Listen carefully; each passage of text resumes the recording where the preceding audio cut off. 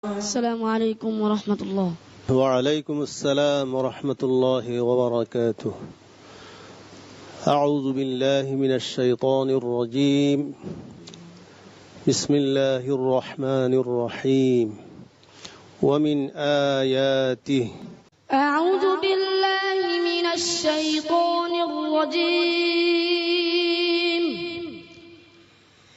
بسم الله الرحمن الرحيم. ومن آياته أنك ترى الأرض خاشعة فإذا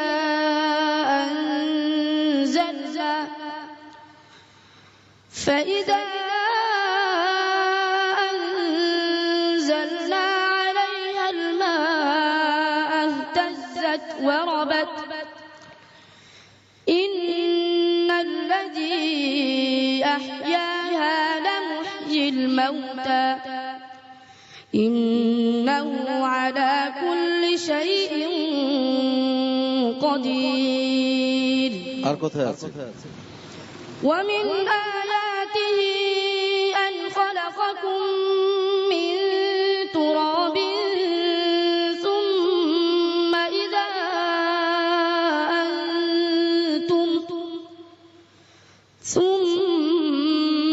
إذا أنتم بشر تنتشرون. ومن آياته خلق السماوات والأرض واختلاف ألسنتكم وألوانكم إن في ذلك لآيات للعالمين. ومن آياته منامكم بالليل والنهار وابتغاؤكم من فضله إن في ذلك لآيات لقوم يسمعون. ومن آياته يريكم البرق خوفا وطمعا وينزل من السماء ماء فأحيا به الأرض بعد موتها إن في ذلك لآيات لقوم يعقلون. ومن آياته أن تقوم السماء والأرض بأمره ثم إذا دعاكم دعوة من الأرض إذا أنتم تخرجون.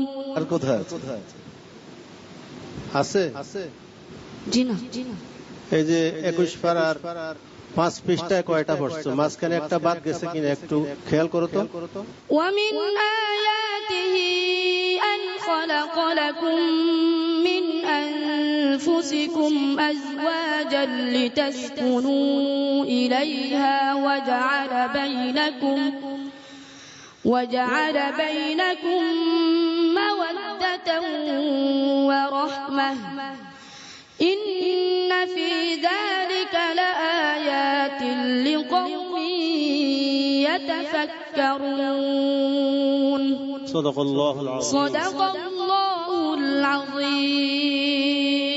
মাশাআল্লাহ, মাশাআল্লাহ, আলহামদুলিল্লাহ, আল্লাহু আকবার। প্রিয় দর্শক, আমাদের ওস্তাদজি যে প্রশ্ন করেছিলেন যে ওয়ামিন আয়াতিহি কোরআনে কারীমের কত জায়গায় আছে, এবং আমাদের বন্ধুটি চেষ্টা করেছে যত জায়গায় আছে তিলাওয়াত করে শোনানোর জন্য।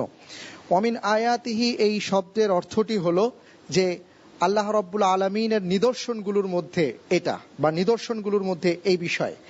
আমরা আজকে বলবো যে আজকে আমাদের এই বন্ধুটি যে কোরআনে কারীমের তিলাওয়াত করলো এটাও আল্লাহ রাব্বুল আলামিনের একটি নিদর্শন। আল্লাহু আকবার।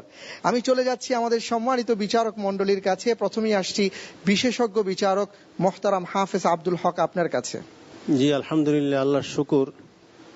প্রশ্ন করার সাথে সাথে সে আয়াতে মুতাশাবিহাতগুলি সবার দ্বারা সম্ভব নয়।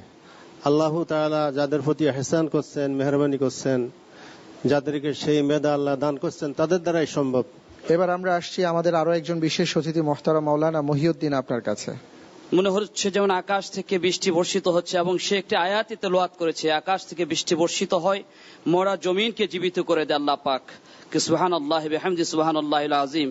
আমি আশা করি নাজবুল সাকিব এই আয়াতগুলির অর্থ বোঝার জন্য ভবিষ্যতে ভালো আলেম হবে, ভালো মুফাসসির হবে, দেশে একজন এবং বিদেশে একজন উচ্চমানের একজন দ্বীনের খাদেম হবে। আল্লাহ তাকে কবুল করুক। আমিন। অনেক অনেক ধন্যবাদ। আমি আসছি জনাব আবু ইউসুফ। সাইফুল ভাই, এটা আসলে অসাধারণ তেলাওয়াত। আর একটি বিষয় আপনাকে এবং দেশবাসীকে জানিয়ে রাখি যে আন্তর্জাতিক অঙ্গনে এই ধরনের জটিল কঠিন কোনো প্রশ্ন কিন্তু করা হয় না। শুধু বাংলাদেশের সেরা নয়, তারা বিশ্ব সেরা। এবার আসছি জনাব আব্দুল্লাহ আপনার কাছে।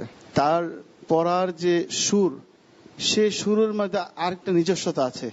আমি একদিন মনে করি এই নাজমুল সাকিবের সুরে হয়তো পৃথিবীর সমস্ত লোক পড়ার চেষ্টা করবে। আমি তার অনেক অনেক সুন্দর ভবিষ্যৎ কামনা করি। আলহামদুলিল্লাহ, সবাই তোমার জন্য দোয়া করেছেন, আমরা সবাই তোমার জন্য দোয়া করি আরো বড় হও। এবং তোমার নাম হলো উজ্জ্বল নক্ষত্র, তারকা। এই তারকা যেমন পথ দেখায়, তুমি সেইভাবে কোরআন বুকে ধারণ করে তার আলো দিয়ে সবাইকে পথ দেখাবে ইনশাআল্লাহ তাআলা। অনেক অনেক মোবারক। আজকের পর্বে আমরা দেখতে পাচ্ছি যেই বন্ধুটি 6 জনের মধ্যে সর্বোচ্চ নম্বর পেয়ে ফার্স্ট হয়েছে, সে হলো বিবাড়িয়ার এমদাদুল্লাহ। আমরা দেখতে পাচ্ছি আজকের পর্বে আমাদের যে বন্ধুটি দ্বিতীয় হয়েছে, সে হলো নাজমুস সাকিব। নাজমুস সাকিব, তোমাকে অভিনন্দন ভাইয়া, তুমি পরবর্তী রাউন্ডে চলে গেছো, সেরা 5-এ চলে গেছো। তৃতীয় হয়েছে যুগ্মভাবে, অর্থাৎ দুজন বন্ধুই সমান নম্বর পেয়েছে। একজন হলো এরশাদুল্লাহ, আরেকজন হলো নাহিদুর রহমান। এরশাদুল্লাহ এবং নাহিদুর রহমান উভয়কে অভিনন্দন জানাচ্ছি, তারাও সেরা 5-এ চলে গেছে। আর রয়ে গেছে দুজন বন্ধু, একদিকে ইয়াসিন, আরেক দিকে দেখতে পাচ্ছি বাইজিদ বোস্তামি। সকলেই খুব ভালো করেছে, সকলেই খুবই ভালো হাফেজ, এই ব্যাপারে কোনো প্রশ্ন নেই। কিন্তু আমাদের অনুষ্ঠানের নিয়ম তান্ত্রিকতার কারণে একজন বন্ধুকে বিদায় দিতে হচ্ছে, আর সে হলো আমাদের বন্ধু বাইজিদ বোস্তামি। আমরা